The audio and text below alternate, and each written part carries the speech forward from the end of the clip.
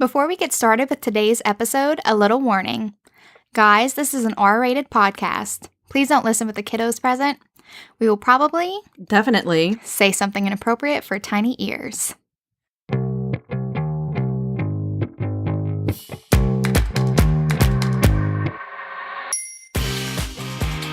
Hello, and welcome to Smart Women Read Romance, a book review podcast where we fangirl over all things romance. I'm Juliette. And I'm Jessen. Today we'll be reviewing Burn For Me. But before we dive in, make sure you subscribe to the podcast on Apple, Google Podcasts, or Spotify, and please rate and review us. Jessen and I would love to hear from you, so follow us on Twitter at SWReadRom and on our Instagram and Facebook pages, where we post updates on our upcoming episodes. Okay, what's been going on with you lately, Jessen? Well, okay, so since in the space-time continuum, it's getting closer to Valentine's Day, right? By the time this podcast comes out. Juliette and I were actually talking about the other day how similar we are in the way that we approach just relationships. We are emotional people, but we also just love physical touch. Little physical touches very mean affectionate. So much to us. Yes, super uber affectionate. I am a hugger. I am a major hugger. I just love, and those long hugs too. Yes. Just sometimes I just want to hold a person. You know? I just want to hold. A good squishy hug. That's what I look for. But, it's no surprise that we're similar in that respect because we're, weird. We're weirdly similar. It's kind of scary. The stars aligned. Seriously, it's kind of scary. But Juliette told me this story, and I asked her if she would want to share it on the podcast because she was telling me about this three-hand squeeze story with her and her husband. Okay, so when Kevin and I were first started dating, you fall head over heels and whatever, and we were at LSU together, and we would, inevitably be walking across the quad together, right? So, me being me, I would always reach over and grab his hand and hold it for a while. And he would maybe a couple of seconds hold it. And then he would squeeze it 3 times and let my hand go. And I was like, what the fuck? Why don't you want to hold my hand? It's are what you is wrong with me? Is there another girl? What's going on? Immediately all my defenses, hackles that rise. That is so me. Stuff. I would react the same way. I'm not joking. So, okay, but the first time, because I missed silent treatment, I didn't say anything. I just brooded over it for I don't know, for fucking ever. Analyzed it in your head until it happened again. And so the second time he did it, I reach out and hold his hand. He swings our hands maybe 1 time, squeezes 3 times, and lets me go. I'm like, okay, what's going on? Do you not like me? What is wrong? Are you ashamed of me in public? What's going on? So he's like, no. He's like, no, not at all. I'm not used to public displays of affection. He's just I'm not comfortable with it. I'm like, what do you mean you're not comfortable with it? Yeah, it does not compute. I don't understand. Why would you not want this? Hands. And so then we just start having a discussion and come to find out, I grew up in a household where I remember seeing my parents dancing and hugging each other in the kitchen. I can literally see them still, you know? Whereas his parents, still to this day, I've never seen them hug each other. See, okay, so Kevin's and by the way, uncle. He's the oldest of 6, so they have had lots of affection. Yeah, there's no way that they don't touch. They have 6 children. But I agree. Those are my grandparents, and I've never seen them at all do affection. Exactly. So I'm not crazy, right? No, you're not crazy. Right. No. So eventually he's laughed. He's like, the 3 squeezes, it meant I love you, and then you're supposed to understand that and let me go. I was like, I love you. Okay, it's enough. Thanks. No, let my hand go. Fuck, hold my hand. So, but just to say, he's gotten much better about it, and he's very affectionate now. Yes, y'all are so adorable, definitely. But I'm the exact same way. I just like the little touches. I like when people play with my hair. Oh, just it doesn't have to be freaking sexual, though I don't mind those either. Yeah. But I just like I get a knowing good slap somebody's on the ass right there every now and then. Hey, just slap passing in the house. Hey, I know you. Little boob grab. I like every that once in a while. That's cool. Yeah, that's cool. Just that's nice. Hey, I still like that. It's all good. Happy Valentine's Day to everyone. Happy Valentine's Day. Go get you a little PDA. I hope you get a really long hug. Maybe a 3-hand squeeze if you like it. Okay, so now that's enough about us. Yeah. Let's get to the main event tonight. Let's talk about Burn For Me because I absolutely love this book so much. Oh my God. And I basically forced Juliette to read it. So and I am a freaking idiot for not reading it sooner because it is so good. It is. Okay. It is. All right. So let's talk a little bit about it. This is a single POV book featuring a badass heroine, Nevada Baylor, who is amazing. Yes. You know, and this is Ilona Andrews, of course. Burn for Me combines magic and mystery and a love of family, which I really, really love, to create the perfect paranormal romance storm. The sexual tension between Nevada and Mad Rogan is off the charts in this book. But don't expect any full-on steamy scenes. You'll have to read book 2 and 3 for those, and they are worth it. Yes, they are so worth it. Please go read those books 2 and 3. Seriously. I'm rereading book 2 now. Yes, yes. You can't not read the first book and then immediately want to jump into the second book and third book. So I don't blame you. I actually discovered Ilona Andrews. It was through a recommendation, and I read Kate Daniels first. And at first, I was not quite into Kate Daniels, just reading the first book. But then I was like, oh, I love this world as soon as I got into the second, third book. So anyway, I started off with Kate Daniels first, and that just led me to explore, be like, what else is she writing? Because she writes these amazing heroines.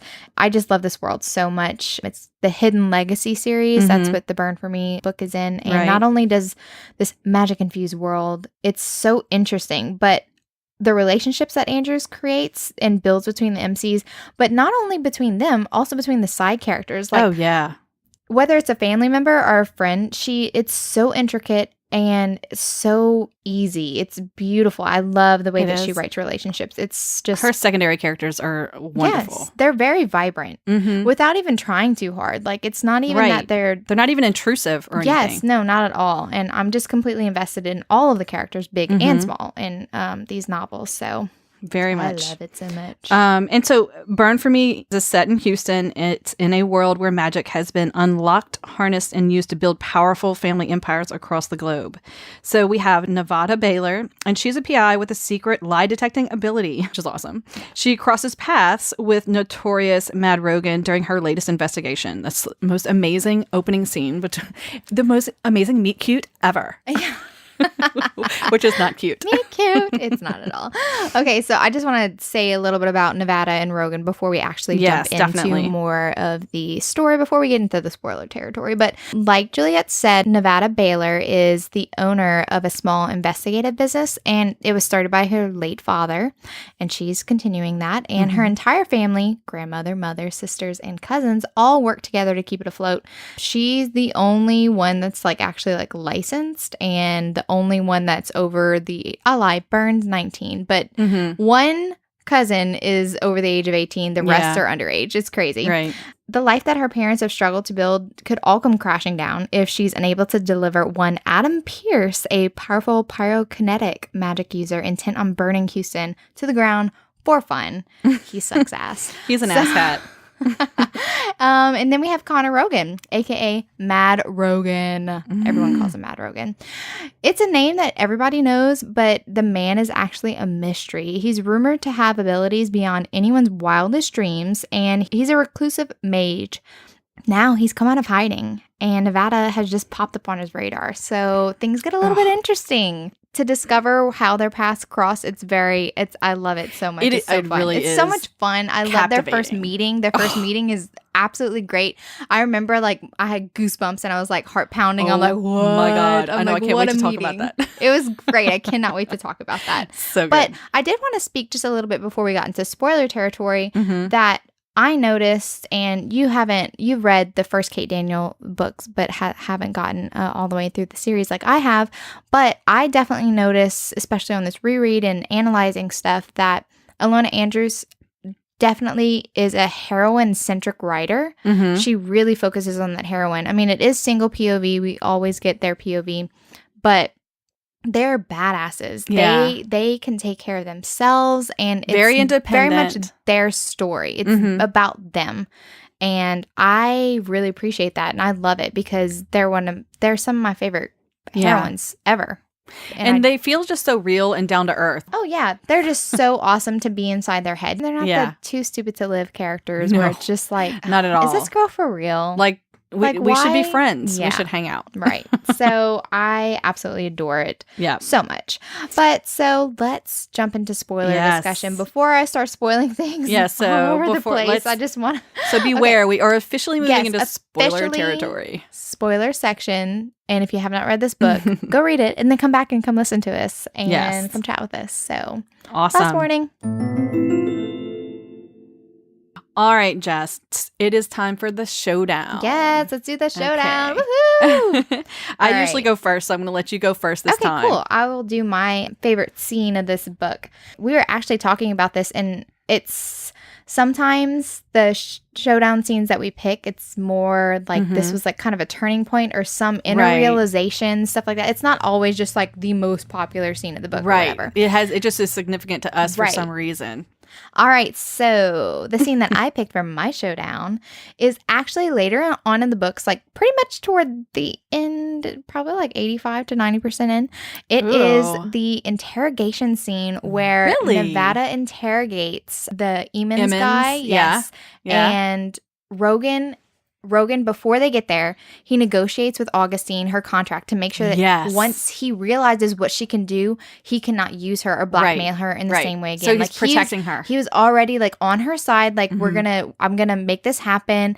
And then he was coaching her, and he's like, "You can do this. Like, just get in here. Like and like the whole time while she's interrogating him." Augustine, they're both primes, both Rogan and Augustine. Augustine is looking at her, not even realizing she has this power at all, but then looking at the amount of magic she's using, and he's like, well, she's gonna die. Like, she's gonna, she's about to burn out. And Rogan's like, she's fine. She's fine. She knows what she's doing.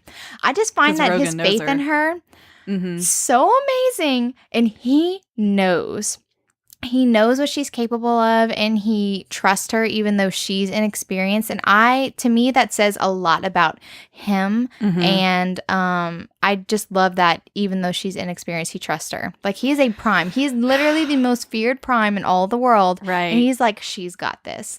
Let her do her thing. Back the fuck off. And I'm just like, after he shielded her from Augustine with the contract. I love it. And he's doing something too. I mean, like, he brought her cousin into the fray to like make, because he knew what her trigger was. He knew what her trigger was a protective familial instinct. To protect her family, she would be able to tap into this power that she's really never used before. And he just knows her so well already. And they're pretty much antagonistic this entire book. I know. Besides her weak moments where she's like, God, he's sexy. Yeah. But so anyway, I just really love that scene. That is an awesome scene. I have to give it to you. I really love that scene. Okay, so mine is the first time she asks about tactile. Oh, and he shows her what tactile means. And so just briefly, tactile is that's a hot scene. That is hot. Where he has the ability to make her feel touch. Okay. And so I love that scene because at first she's battling in her head and she's like, no, I'm not gonna do this. Okay, what's tactile? He's like, well, it's better if I show you. So he shows her, and the thing is, what she doesn't realize is that he's also an empath. So he receives feedback when she's experiencing pleasure from it, and her feelings for it are bouncing back to him. He knows. And so for me, besides it being just sexy as fuck, oh my God, so hot.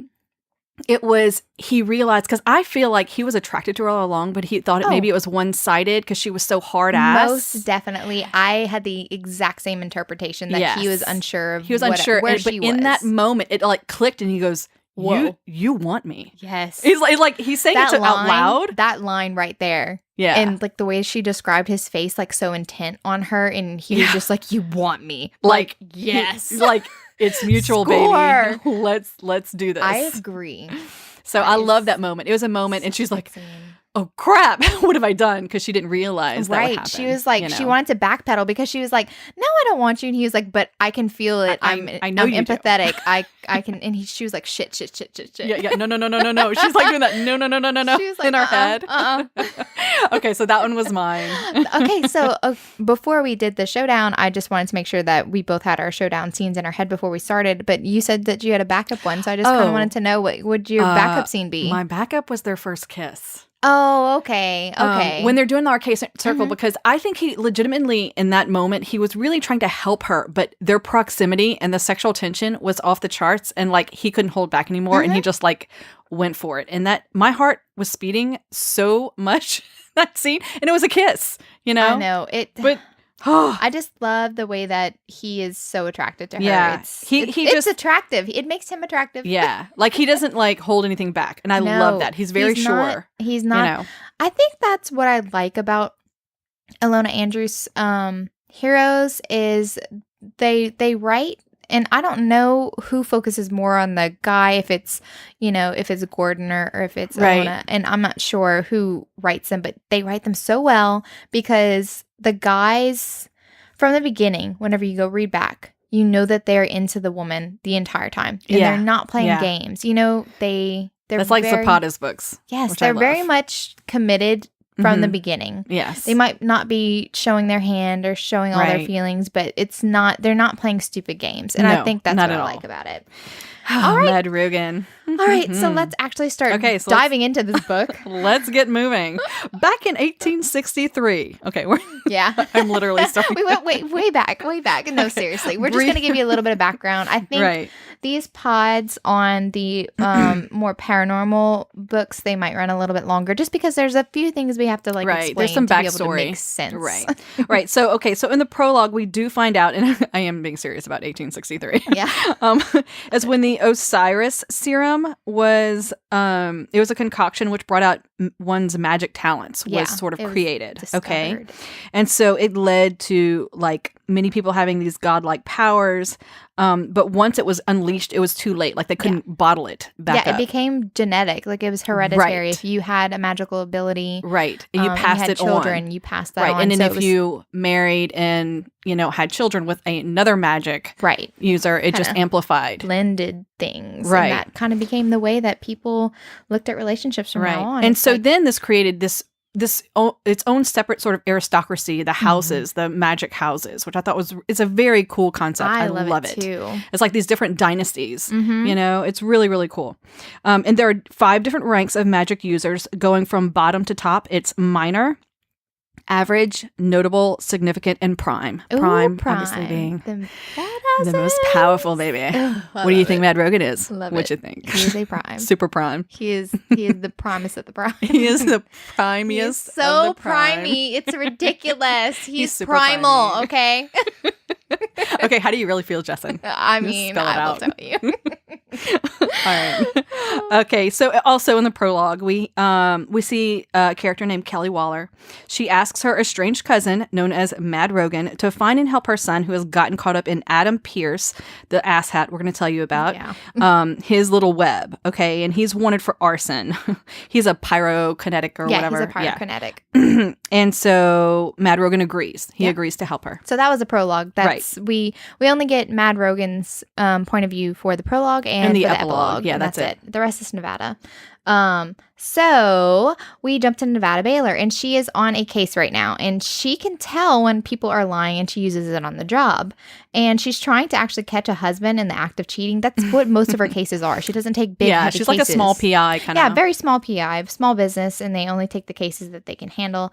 And it kind of goes wrong because the wife shows up just as Nevada's getting all that evidence, and the wife shows up, and the husband just like goes cold and shuts down, and Nevada's like, oh, I have to intervene because the husband was all like, honey, just get in the car. Yeah, we'll she talk about it later. Something Let's bad's go. about to and she was happen. like, most people are like protesting and making Furious. a scene, and he just went cold. Like that's a sign of something's Sinister. wrong, and I would not feel comfortable letting her go. So anyway, she jumps into it, but also the husband assumes a mage pose, and her cousin Byrne, who's pretty much like the tech savvy person who does like the background checks, did not find any magical abilities with this husband, and so she's like, oh shit, we missed something. And he like assumes a mage pose, and she can't really attack without being provoked first, and so she kind of has to let him like hit her. So like, okay. Nevada has a rough job. I mean, she's really in the fray of things, and she gets hurt, and she really does. But anyway, she holds her own. She tases the shit out of him.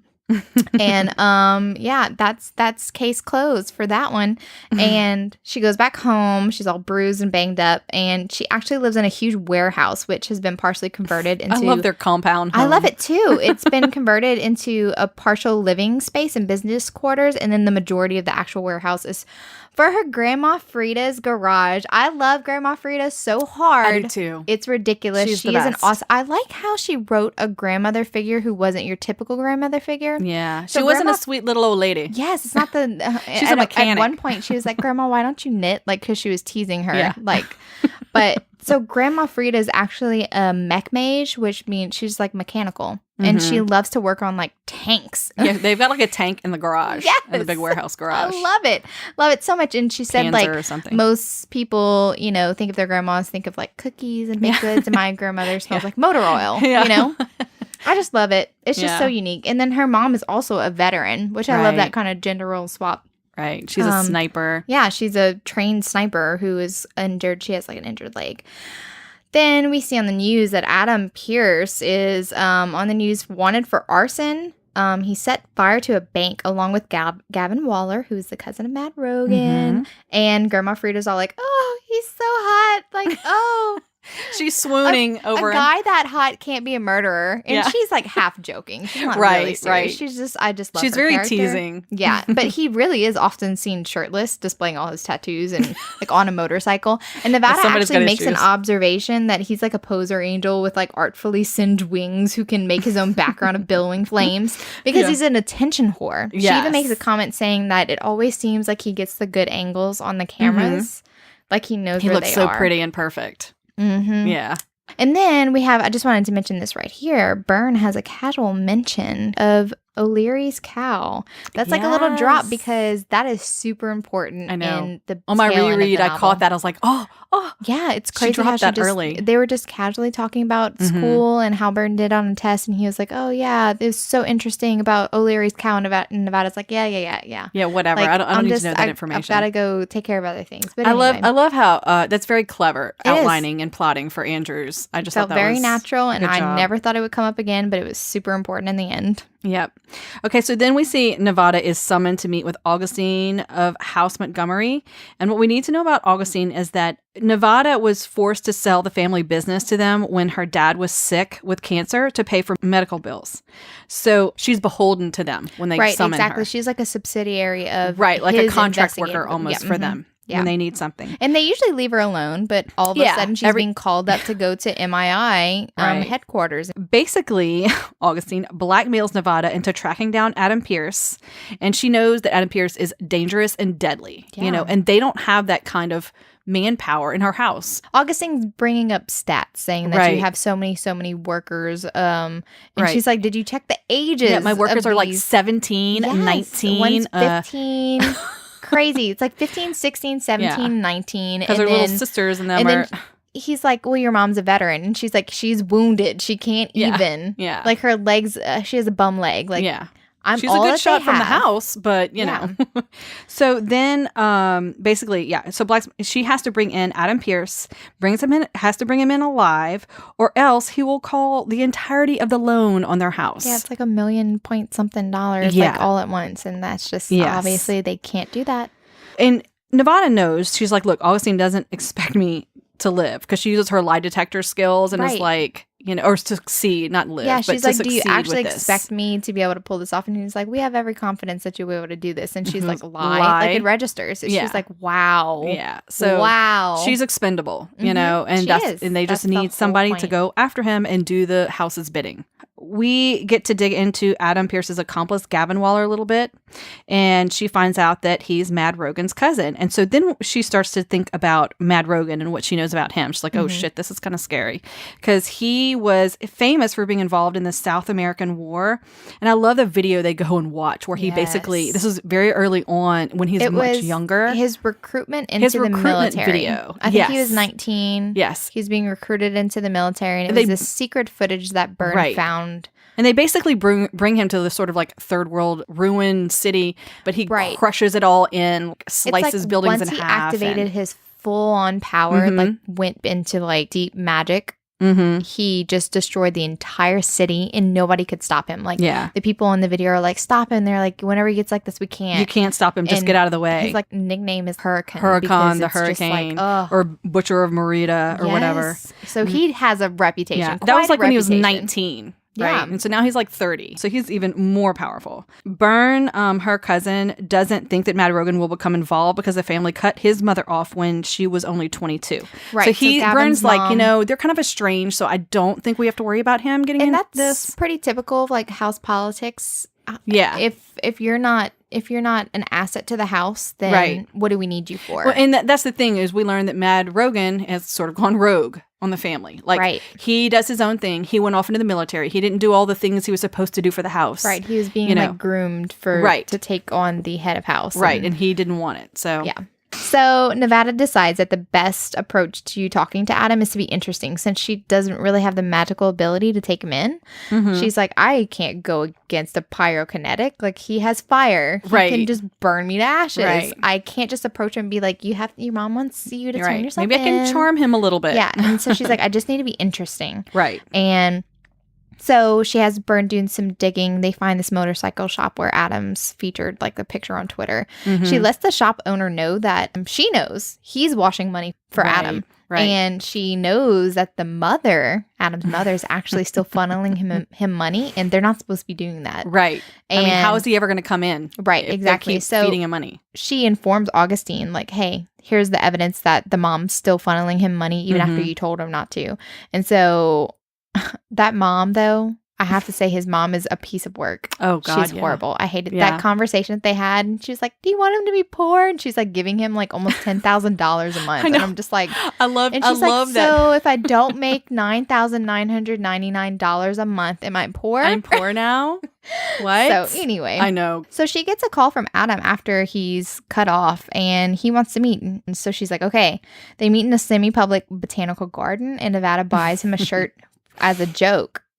Because he never has one on. Because she's like, I need to make things interesting. I need to not be this fangirl that everybody that he's used to. He's used to getting attention whore. Just like I said, he's such an attention whore.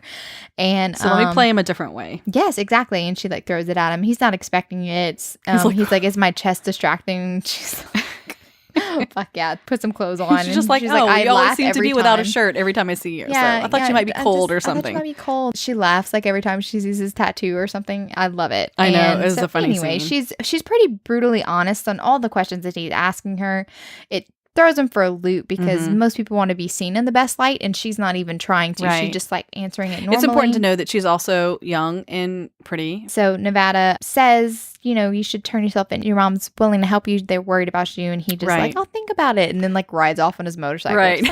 Like, puts on his Arboretum shirt and then takes off. Bye-bye. He puts on the shirt. I love how he's so dramatic. He actually did have a shirt on before Nevada threw. Oh, yeah, that's and he right. like burns his shirt off first. It off and his then chest. like he puts the shirt on. Baby, I'm just like, let me put your shirt on. Show off. What an ass. He's such a douchebag. I can't such even. a douche nozzle. God. Oh my God. Anyway, douche canoe. So Nevada is walking back to her car. Oh my God. She spots a man who exudes this is what she's sitting. She's sitting on the fountain and she's just like watching. Okay. I'm sorry. She's like, this is an apex predator out for a prowl in his domain. Literally direct quote. And I'm just like paying attention because I'm like, you don't say those words unless someone important's about to walk in on the scene. Guess what, guys?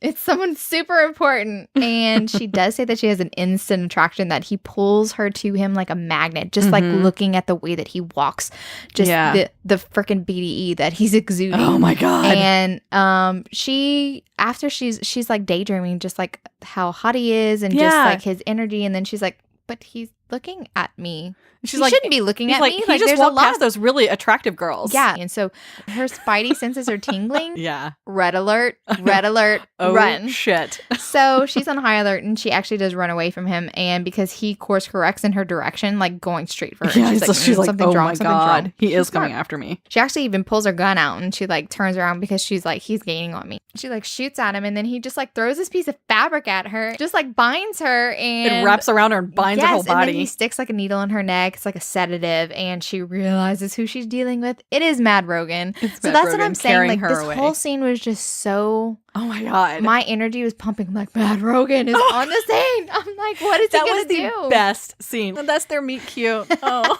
what a romantic story to tell the kids. It's so sweet. He kidnapped me.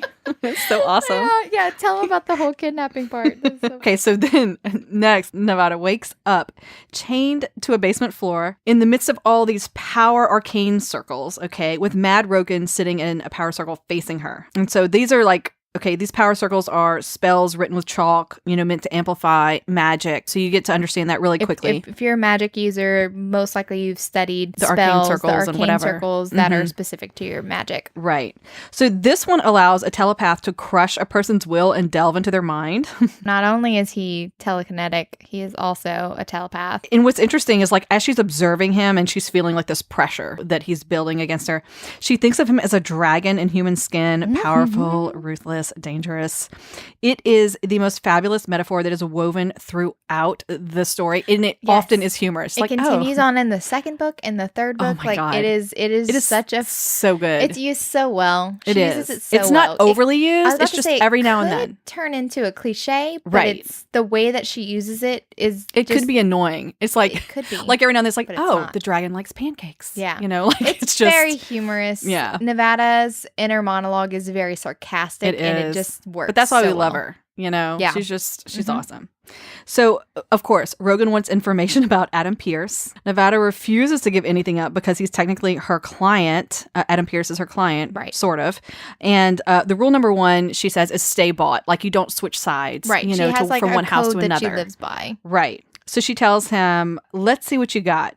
I love that. Yeah, she's like challenge. It's kind of like, bring it on. Yeah, bring it on, bitch. It was so awesome. So she's holding on to the fact that her lie detecting magic is will-based, and she can probably fight him off if she focuses. He tries to break her will for hours and is tiring. I love that part where he asks, like, it's getting to the point where he's like, he goes, what are you? Yeah, like, how can you be holding off on me for hours? What are you? What do you have? He didn't expect this from this young girl. And I think this was the moment where all of a sudden, just like she needed to be interesting to Adam, she is unintentionally just become interesting to Mad Rogan. So what happens is she's smart. She's very clever as well. So she knows, like, so this magic circle, whatever, is built, and she has to give the magic something to break the spell, basically. Like a truth. Yeah, a truth. True. Right. She throws out like a red herring because the spell is like crushing her and she's starting to feel it. It reveals the guilt that she carries about knowing about her dad's diagnosis and keeping it a secret. Like, I know. And that's so sad. I know. So that's our internal conflict we get right off the bat. She's very family focused, family oriented. Yes. She's worried about the business going under. She doesn't want MII to call in the loan because then it means that they will have no money. They'll have to start over, make a new business. And that's why she's willing to like risk her own life. She's basically the head of the family. Yes, and so she has a lot of pressure riding on her. And she wants to also carry on her father's legacy because he built up this business as well. And that was this was her dad's baby. And so she wants to hold on to that and keep that family business. Right. So the spell is broken immediately. I like that he goes to like give her water. He goes to give her water and she's like trying to fight it or whatever. He's like, water, it's water, you idiot. Like, I'm trying to help you. Too. And I love at one point during that part, she took off her shirt because, she was sweating. Getting so hot. And she even said, like, you're rich, right? Why don't you have air conditioning? He's like, I didn't expect to be here hours, but if you're hot, feel free to take off the bra. Though Rogan is such a powerful being and he is most of the time serious and very scarily literal in his threats. Yeah. He also has a playful side and we see it right there. Yeah. Like in the first scene the dragon has jokes. The dragon does have jokes. Okay, so he drops her off, just kind of like dumps her on the doorstep. And her mother, of course, is livid, is furious that she's taken this case and has basically put her own life in danger. Like any mother would be worried. But Nevada puts her foot down and says this is her business and she has the final say. And this is where we really see that she is the head of household. She is. Then Nevada tells her grandma Frida, she wants the shockers implanted. And this is a really interesting... I love that whole scene that we're going to get to that later. But very, very cool. The whole concept of it. So this is a device implanted in your arms that can be used as a weapon against mages. It's illegal and it can kill you. Yeah. And we find out during that scene that it's also never been inserted in a prime, only lower levels. Right, exactly. Because it doesn't make sense for for Prime doesn't need it. shockers because Prime they doesn't have need their own shockers. magic and they have their own defenses. Right. So it's mostly, it was used like in the military to keep mages in line. Right. Right. Just in case, like if everybody was like in close proximity, things got hot and heavy, and you had to like put them down. Yeah, because it exactly. can like put somebody down with seizures or right, whatever. exactly. It's just like a little shock, kind of like a tase, but on steroids. Later on, Adam Pierce actually comes to Nevada's house and he hits on her, and he has some interesting life mottos. He really does. He is just this, he like has this whole speech about how love is just like this thing that holds people back, and saying like, oh, look how much my mother loves me, she's willing to do all this. He's just such a awful person. Shallow, I just hate him. Self-centered. And she realizes that he has no intention of turning himself in because she has her lie detector, and right, she asks questions and he's actually leading her on, but she really doesn't know why, and she needs to kind of keep him on the line, like kind of play the game, because she's like, I need to figure out what he wants. I need to know his motive to be able to bring him in. She's got to keep like baiting him a little bit. Yeah, exactly. So that night, Nevada has a dream about shirtless Mad Rogan, and she comes to the conclusion in the morning that he projected himself into her mind in order to find out more about Adam, because in the dream he does say like, tell me about Adam Pierce. So anyway, that's what she thinks, but she's wrong, guys. She's so wrong. She just dreamed about him because he's super hot. She had a sexy dream. And if she's pretending her subconscious knows. She's in denial. Yeah. So Nevada does get the shockers implanted, and because Grandma Frida calls in a favor. I think his name's like Marikov or something like that. Yeah, he's like Russian or something. He's a cool dude. He says, okay, let's test him out. And he has like this assistant. So Nevada, it's like a will-based kind of thing. You got to like think about it and then like prime your shockers and then touch somebody and then shocks them. And so she's like thinking, she's like, oh, all my power is going to the shockers. And then she touches the guy, and then he just starts immediately convulsing, foaming at the mouth. And so like she only just like tapped him, like just a little bitty tap. Major seizure. After he fixes him, thank God he fixes saves the guy. His life. He's like, I need to talk to you, to Grandmother Frida. And all Nevada hears is that she should have told him. Yeah. And then he goes up to Nevada and he was like, never use the shockers on anyone that has power less than significant. Like, do not use it on any low level magic user, because you will kill them, and that's on you. Yeah. So anyway, because you cannot remove it. Once shockers are in you, that's like, they're in. So this was our first clue how powerful she is. You know, I love that. I think this is one of the reasons why I love her writing style, because she never gives it all away. Right. In the first book, there is still mystery. After the first book ends, there's still mystery about Nevada. There's still mystery about Rogan. Yeah. And I love that, because that's what makes it a good keeps series. Us curious. Right, exactly. You don't want to give the whole game away whenever you have more books to write. So she just does it very well. She does. Pacing is awesome. Right. So Mad Rogan calls Nevada and asks her to meet for lunch to exchange information. And she hangs up on him multiple times. That's so funny. The scenes are great. Even Grandma Frida gets on the act and then she hangs up on him. Yeah. He's like, if you hang up on me one more time. It's so funny. Well, she finally does agree to go meet with him. And she knows if she can use Rogan to help bring in Pierce, she might not die. Right. You know? She's like, I'm going to go for myself. The goal is to not die. And she knows Augustine thinks she's expendable, right? So she's got to look out for herself. Pretty much nobody expects her to succeed. And House Pierce, like Adam's family, thinks that Augustine's on it like himself. Right. Or like has like the most important PI on it. Yeah. He like gave it to Nevada. Nevada Baylor. So he says that he's not actually interested in Adam, just Gavin, because he's disappeared and he needs Adam to find Gavin. And like Adam's super flashy. He loves to be on TV. So his best bet to find Gavin is to find out what Adam's doing. And but Nevada's still pissed about the whole kidnapping thing. And he's really not showing too much remorse about it. She also makes a casual mention. She's like, thinks she's being so sassy, and she's like, stop projecting into my dreams. And he has this like feral smile. And he was like, I can't project, but I'd have to be really close to you to be able to do that. She was like, abort. And she was like, shit. Oh God, I just admitted I dreamed about him. Fucking love it. So he actually does know that she's hiding some sort of magical power. And I think that is also telling too, because a lot of other people that have met Nevada never really suspected that she has any power at all, because in her meeting with Augustine, she even makes a mention. She almost kind of slipped up whenever she said, "In my magic," and he's like, "Wait, your magic?" And she was like, "It's non-existent." Yeah. So on record, she's not. She doesn't have any magic, and we she's not like in the little bit records. more why her parents are like, okay, so this lie detecting ability can only be used in like interrogations, and you're gonna witness some really gruesome things if that's the path you're gonna take. You're gonna be in like deep military shit. So if you don't think you can take it, then we're gonna hide that you have this ability. And so that's what she's been doing. And I love that she's just sort of been protecting it. Exactly. He does show Nevada some security footage of Adam using Gavin to teleport a fire bomb into a bank while simultaneously extracting a security deposit box. So the fire was actually a cover, which speaks a lot about Adam's character, because the fire was a cover, but the fire ended up by killing people, and it was just like this was just a distraction.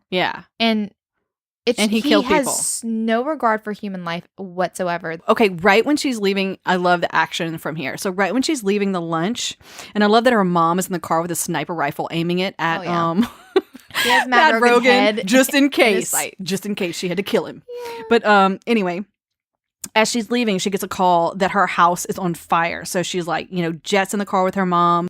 She gets to her house, sees chains are on the warehouse doors. The house is up in flames. There's smoke everywhere. Mad Rogan shows up like seconds later and tears into the warehouse. Yeah, because they were going to ram it with the car. They were going to ram it. He shows up, stops the car, and he's like, I got this. Yeah. And also, Grandma Frida is in there, and they don't know where she's. So he like tears it from, out. Yeah, I think he just like rips the door out and like pull it outward. So no damage is like falling inside the house or whatever. And then they save her grandmother. They ship her off to the ambulance quickly. But all of this turmoil, when she realizes her grandmother has been attacked and could have died, her family, her home and her family is like the center of her heart. And she is fucking livid. And she suspects Rogan immediately did it to gain her trust or something. And so she just like something breaks, right? Yeah, she says something broke inside me. So something broke inside me. And she goes after Rogan. She goes and basically clamps her magic down on him and forces him to answer her questions. Mad Rogan. Yeah. Okay. This dude is so powerful. Like, he's known for being like one of the most powerful primes ever. And she just like puts her magic claws on him and forces him to answer question after question. He cannot resist it. No. This is a huge thing, because not only, Mad Rogan's prime power is telekinesis and inorganic telekinesis, stuff that's inanimate. And he also has a telepathic ability, which he's pretty strong in, which is why he tried to break her will whenever he kidnapped her. The fact that he is so strong and couldn't break her will, yet whenever the tables are turned and she can actually just like get it out of him immediately so easily, and he cannot fight, that says a fucking lot. Oh my god! If you did not interpret it that way, I think it probably it shocked the shit out of him. It does. He's like gritting his teeth and he's like growling out the answers. Yes, no, God, yes. It was so great. I was like, this is a great moment for Nevada. So and I love it is that a great moment. Her trigger is her family. Like whenever her family's in danger, she's like, not my fucking family. That's when I fell in love with her. She does, though, tell Mad Rogan thank you for saving her grandmother. She's not like completely like, when she realizes it wasn't him, it's Adam, and that he really actually came to save her, and that it was Adam that did this. She thanks him, and he says, this is what I love. He says, "You're no good to me if you're burying a relative instead of looking for Pierce. I did it for completely selfish reasons."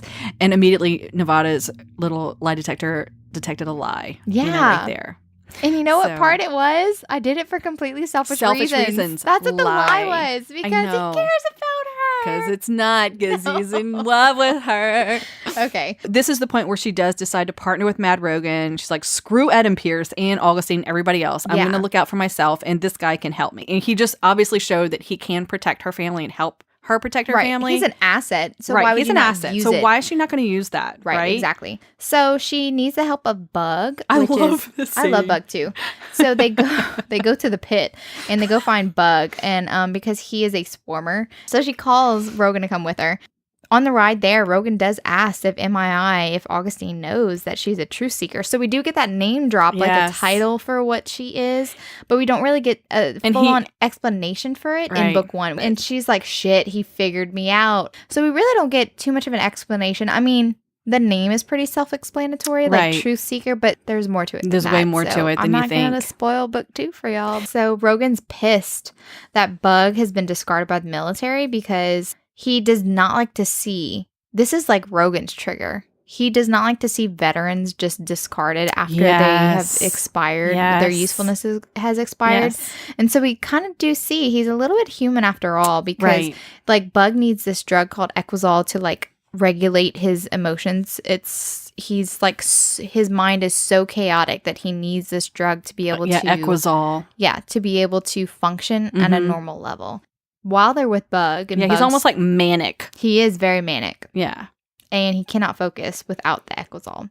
So, and Nevada had been providing it for him in exchange for information. And Rogan's like, I will get you twice as much Equazole if you continue to monitor this situation. And get because this information while they're to with me. Bug, they see Adam start a fire downtown in Houston. And they notice something strange. It's firefighters entering a building next door to the one that's on fire with rifles. Like, that's so normal. Like, that happens every day. All the time. Just look the other way. You need a hose. Fine. You just need a rifle. Go to the building next door. God. So anyway, they go down to that building because they're like, this is a distraction, which speaks so much to his character. Again, he is literally burning down a building in order to get into another building. Just like, oh God, y'all, seriously. They get to the building and Rogan's like, you'll have to shoot because my magic works on non-living things, on inorganic things. And she makes this comment, which I loved. And she's like, so the best way to fight you is to strip naked and attack. And he's like, yeah, you should definitely try this and see what happens. I'm like, this is great. And she's like, I walked into that one. Shit. I know. I love it. And of course, he's always doing those with his like dragony, wolfish smiles. What I do like about Rogan too, every once in a while, he like winks at Nevada, especially in dangerous situations. He's like a playful. He's like having fun. I'm just saying. He's having fun way just too much hanging fun. out with Nevada. I know. He's like, gosh, I have a partner. She's totally fun to hang with. He likes this. And run to burning buildings with. They interrogate one of Adam's accomplices that were in the building, and they torture him to find out what Adam wants. And they were after this piece of jewelry, and they need to know what the significance is. It's like, okay, what's so special about this? Why is he, after this? And then right after that, the building blows up, and Mad Rogan actually buries them into the floor to shield them from like the building blowing up. Yeah, and he jumps on her. I love that part because the guy who is like he's interrogating goes 3, 2. And then when Mad Rogan realizes it, he lunges for her and then buries them, shields and I love, them. He's still so playful. And he's like, yeah, we'll run out of air. And she's like, Rogan, stop talking. And he was like, it's fine. Like, I'm just joking. He was like, stop squirming. There's only so much time I can spend thinking about baseball. And then it's going to get awkward in here. It's going to get really awkward and uncomfortable here shortly if you don't stop squirming. She's like, can we move? He's like spooning her. If you want to be on my chest, yes, we can move.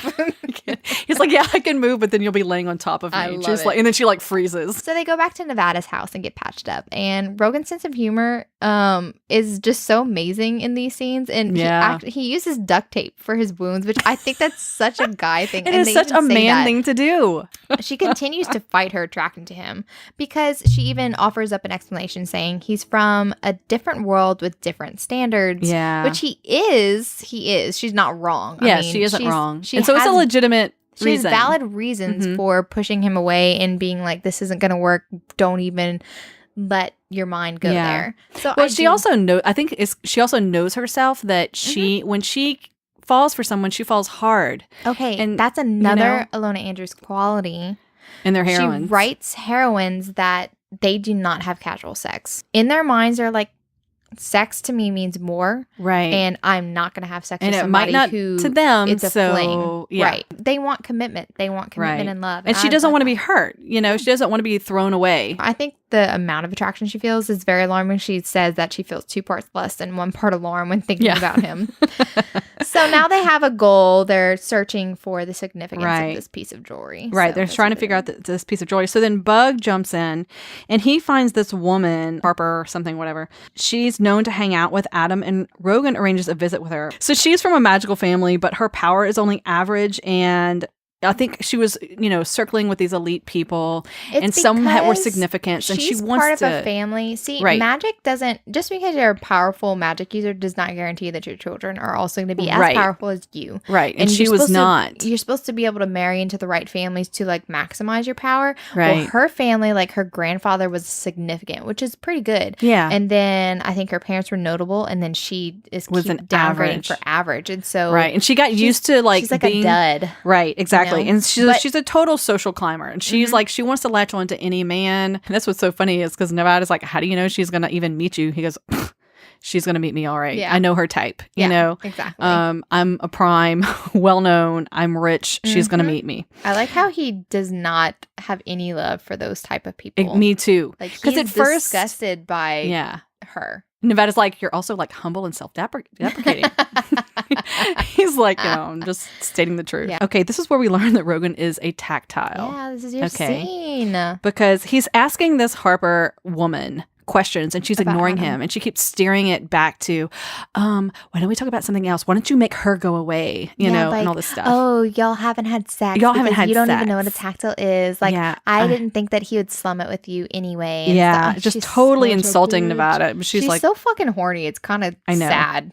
She's like willing. They're in a public place. She's like willing to just like have Rogan just like ravish her, and she does not care. So then he's like, okay, let's play. And I love when Nevada goes, uh-oh, I heard that voice. Right before Peaches died. Peaches was the dude back in the pit. So anyway. I love the way that he uses his powers. Like he is using his tactile powers to distract Harper at the same time. He's rearranging She's wearing this weird like braided dress. Yeah. Yeah. So he's kind of like moving the straps around, and Nevada like notices what he's doing. So it looks sort of seductive, and Nevada's like, not, uh-oh. Because he's weaving a noose around he's her weaving neck. A noose around her throat. And then he like starts to strangle her.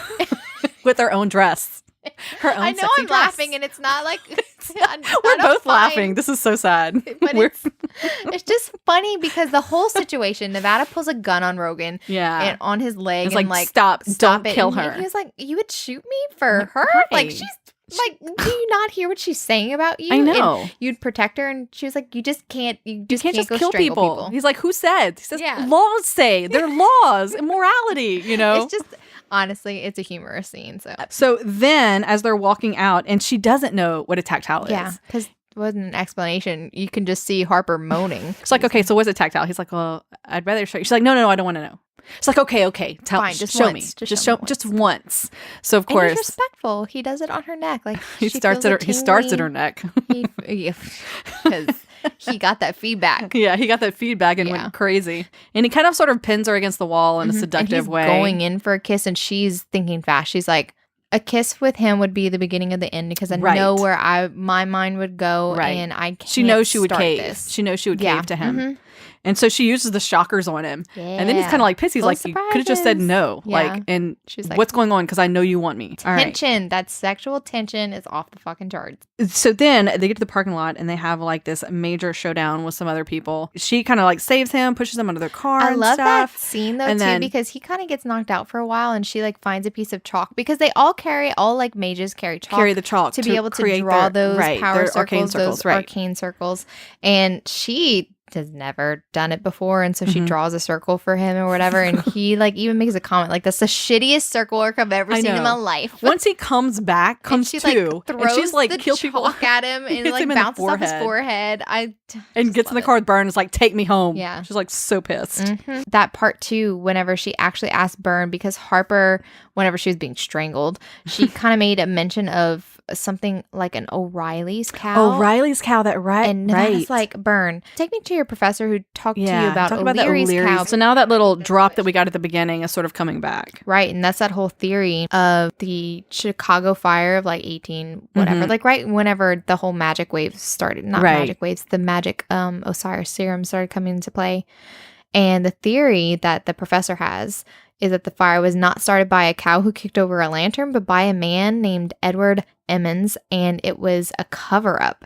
The funny thing about the whole situation is that Edward Emmons was only a notable pyrokinetic, just like Adam. I mean, Adam's a prime, but he was a notable, but he destroyed Chicago and killed 300 people. Right. And so the rumor that the professor explains is that he used an ancient artifact that his father had found in the Orient somewhere. Right. And it amplifies your magic abilities. So dun dun dun. Magic amplifier artifact. So Augustine calls to complain to Nevada about lack of process, and I'm just like, do you know what Nevada has been through? This is no.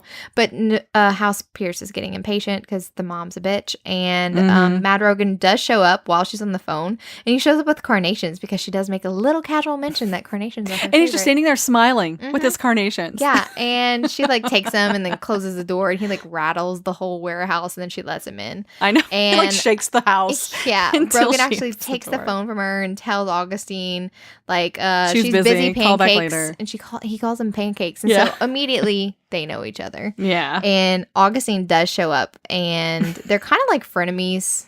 And you can tell. It's kind of like a dick measuring scene. Oh yeah, they're going back and forth. I love because Nevada goes, "Oh God, they're going to unzip and see who's bigger." You know. Augustine does make a comment "Oh, this man's dangerous," and says that Rogan has no code and knows nothing about duty, honor, and self-sacrifice, and that is the wrong thing to say to Rogan. Then it turns angry in a heartbeat. Oh my God. He says, "I spent 6 years starving and bleeding in a fucking jungle where all the money in the world couldn't buy you a gulp of clean water. I did this so people I'll never know could go to sleep in peace. So how about you shut the fuck up?" He says more than that, but I mean, oh my that was God. so good. So you know that he's been through some shit. This is really the first glimpse that you really see that this war that he's rumored to have made his name in, it really affected him. Nevada just kicks them both out of her house. She's like, "Oh, get out of here." Right. And the next morning, there's a huge coronation delivery outside. Oh my God, that was the best. It was so 5,000 romantic. of them. Yeah, and her mom's like, "Are you dating him?" And she's like, "No." She's like, "What's going on with you and Mad Rogan?" Rogan? Because there's hundreds of flowers outside. It was great. They ended up by donating it to I do love though hospitals. that before she donated them, she stood there and she said she stood there and looked at them and dreamed. Yeah. It was really sweet. It was really. She's like, if only. I know. Only life were she was different. swooning a little bit over it. She was. So she does end up by calling Augustine and Rogan to tell them that she knows what Adam's plans are and she wants to meet up. And she explains about the ancient amulet that was broken into 3 pieces and that he plans to burn all of Houston. What he wants. But they also know that someone else is pulling his strings. It's not just him. Yeah. There's no way. And he was being cloaked by prime he's been mages. they said and that was another thing because Rogan said he can find anybody in the city. He's not been able to find Pierce, right? So he's been cloaked by somebody super powerful, way more powerful than him. So that's how Adam's we know it's a pawn in a bigger game. They just don't know what the game is, right? And so they need to find the third piece before Adam does and keep their piece that they have, the second piece, away from him. And I love how just Rogan just still flirting with Nevada and they're in the car and he just bombs on her. He's like, "We should definitely have sex." And she's like, "Excuse me?" What? She's like, "No." She's like, "No." And she thinks in her mind that he's dangerous to her because there is a very real possibility that she would actually fall in love with him. Yeah. And that's just very true to the characters that Ilona Andrus likes to write. And I love that about Nevada, that she knows herself and she is sticking to it. She's I did too. No. She's resisting because she knows she's like, we would never be a long-term match. He has to, you know, has all these rules with his house and his family and whatever. Her heart would get broken. And she's like, I don't want that. So Rogan says, "Hey, well, have lunch with me. You know, why don't you have lunch with me in a public place to draw Adam out?" So they, during lunch, he gets a call, which I thought was really interesting. I love this. And he tells her, he's like, "I'm sorry, I really kind of have to take this meeting." And so this guy shows up. His name is Troy and he has a resume, and we find out that he's a veteran and he's trying to support his family. We find out that his house is under foreclosure, you know, in the conversation. The thing is, all he has is military experience. That's all he has. What was it? He was applying for a job. It was a crazy Menial menial job job, and he couldn't even get it. Degree. And you're just very, he's just trying to support his family. His wife's working 2 jobs. This is very Ooh, wait, like, right. And so Rogan asked a couple of questions basically about loyalty. You know, it's not even about can you do this or can you do that? It's can you do what I ask you to do when I tell you to do it? Can you stay loyal? Can you not, no drugs, no, you know, these kind of things. You have to stay clean. I will protect you. And yes, I'll hire you, you know, and I'll offer you a good like salary or whatever. You know, it's like. He pretty much buys all his debt. Yeah, he buys all of his debt. And then, but I love, it's very interesting. Troy's like, I can't take charity. And he's like, House Rogan does not let anybody else own debt for their people. Like, that's dangerous to have. But I'm like, that's not the reason you did it. I know. You're a big old softie. I know. I'm like, I know. And I think Nevada picks on that, his altruistic nature, like immediately. I think that she picks up on it, but she's also struggling Is he just using these guys? Well, I think that she would rather believe that because it makes it easier for her to put up resist. A block. Like, I think so too. She does bring that up a couple times, like, oh, like not only does he have these people who are loyal, he gives them a major reason to be loyal. He like saves them and their family. So then we find out that people are break into the DA's office and steal the second piece that Rogan had given them. Now the pressure's on to find the final piece of the artifact. They meet Dr. Arias, who is another one of Rogan's rescues, and she patches him up. I love and so her. We get she more was like perspective. This gruff woman who just like orders Rogan around. Yeah, and like just, what are you doing? Why'd you go stand in front of an Escalade that would hit you? You dummy! Like I was like. So I bet you dented their Escalade, messed up that nice car. You know, I love her so much. It's so yeah. So we see some other characters that really care about Rogan, and so we're getting more perspective of Rogan, not from Nevada's POV. You know what I mean? Right. Sort of. And Rogan was willing to take shit from this woman. And so obviously he's not all bad. So they do get a call that they found a descendant of the Emmons family who started the fire and that he's hexed and he cannot give away the location of the third piece. And Rogan tells Nevada that she will break the hex. And she's like, I don't even know how. Like, Like okay, you want me to break it? Okay, but how? Yeah. Like, I don't know anything. I don't know what I'm doing. And he says that she'll have to tap into that place she did whenever she was interrogating him after her grandmother nearly died. They kind of talk a little bit about her power, and they discover that her lie detection is actually a passive field. It's something that she never has to concentrate on. She's just doing it unknowingly. He's like, wait, he can't even fathom that she's using that power without even using magic. Her passive field is so accurate. It's insane. Yeah. And he's like, holy shit. And she really doesn't expend any effort at all. And whenever they're talking about it, because he's trying to explain like things that he's grown up learning for years, like priming, a study. Yes. And he's trying to explain how she needs to focus on her power to tap into it. And she's also frustrated with herself, and she says, you know, apparently there's a lot of my magic, like there's a lot of magic and it's strong, and I've never tested myself. Yeah, she's known this, but she just kind of like, oh well, I'm hiding it anyway, there's no need. And he's like, okay, when you're done having your pity party, we need to get busy because Adam's gonna burn this city down. That was a good line.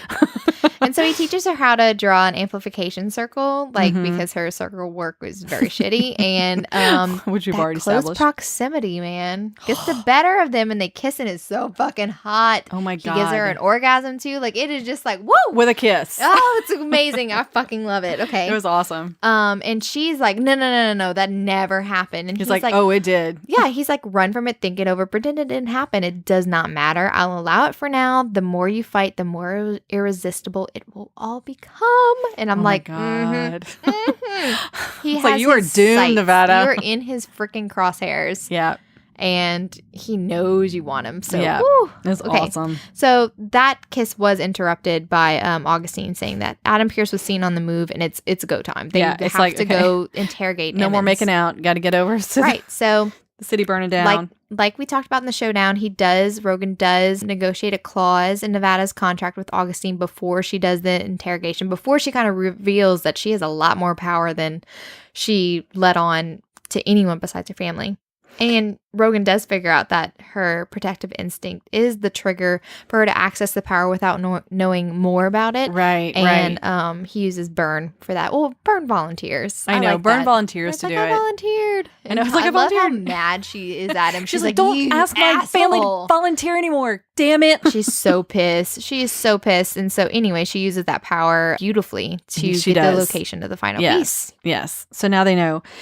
So they're all on a race to the location, to the final piece. But Pierce, of course, is already there. He's created this null space so no one can touch him. Right. You know, if you like this little inferno. Those primes, whenever they use those high spells, they create this space where it's just like a It's almost like another dimension. You can't touch them that's there. what they said. It's like almost like multidimensional or something. Multidimensional. He rages about the rot in the establishment, and you know he's part of a movement that wants to purify the world and for magic users to take their rightful place.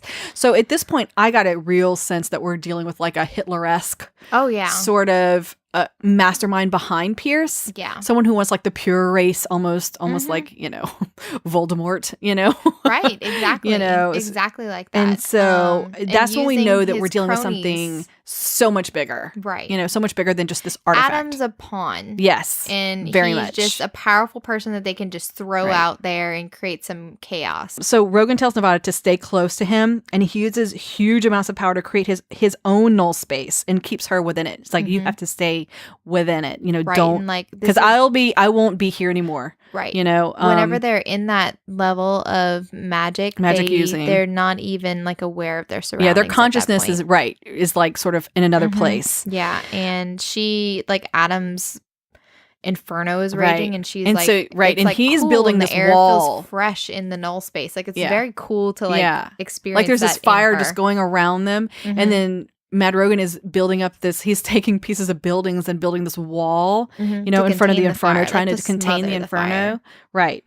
The fire's contained, but this is what's interesting. Like you would think, oh, everything's saved. No, Rogan, he's in this state where he just continues to tear the city apart. Just like the video that we saw. Yes, he couldn't stop it. He cannot control it once he's in this zone.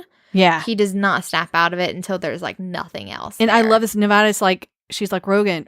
She like, you know, is beating on his, because he's like levitated. Yeah. And she's like beating on his legs and like trying to get that. And then she uses her own powers to levitate herself to get up to him. But she knows she has such little left after the whole Emmons interrogation. Right.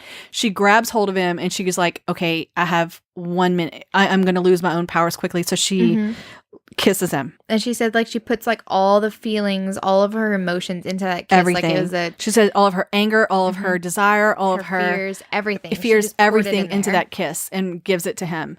And he wakes up and is just like, and then he wraps his arms around her and kisses her back. Beauty, but he's Sleeping Beauty. I know. I love that. And then I love it because she's like, Rogan, stop, you're tearing the city apart, you have to stop. He goes, give me one more kiss and I will. It's like awesome. I love it. So awesome. So and then after the best, one of my favorite scenes as so well. Jessen, high five to the scene right now. Yes. Okay. Adam gets his just desserts. Once everything's semi-settled, Rogan goes over, is like, Adam, sit up. He's like, are you okay? He's like, yeah, I'm okay, man. He's like, you don't feel any pain? No. You're not hurt? No. Good. He starts punching the shit out of him.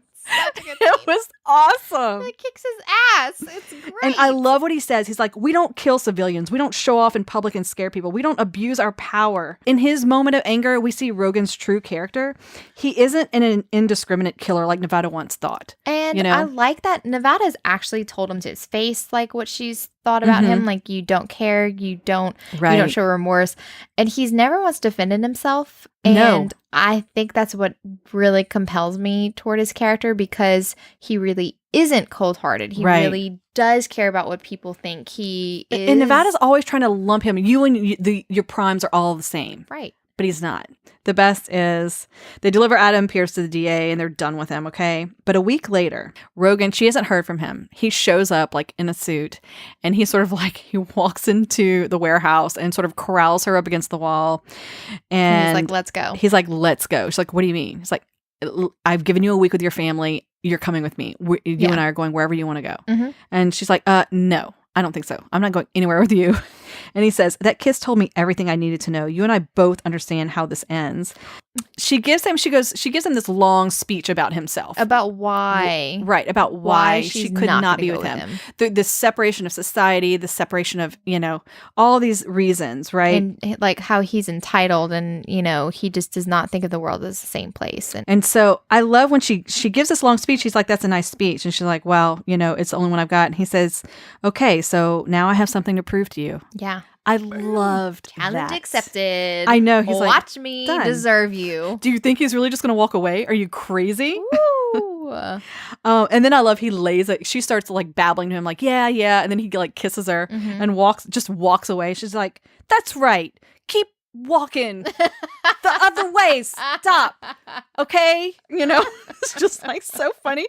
And Grandma Frida's like, ooh, that was a kiss. She's like, how long you been standing there? Oh, the whole time. Yeah. That was good. She goes, and then she runs off to buy bridal magazines. Yeah, she's like, we're going to go sign up for a subscription for like bride magazines. I love it. Grandma Frida is the freaking best. I love her so much. And so then we have the epilogue. And then the epilogue, and this is also in Mad Rogan's POV. Oh, I love the way this epilogue ends off the story because it's like you're propelled into book 2. Oh, yeah, so absolutely. They talk about how Gavin was arrested and charged with murder, and his mother has disappeared. Kelly Waller, the person who we see in the prologue who comes ask for Rogan's help. And Gavin's dad has received an email from Kelly, his wife, and he informs Rogan of this letter.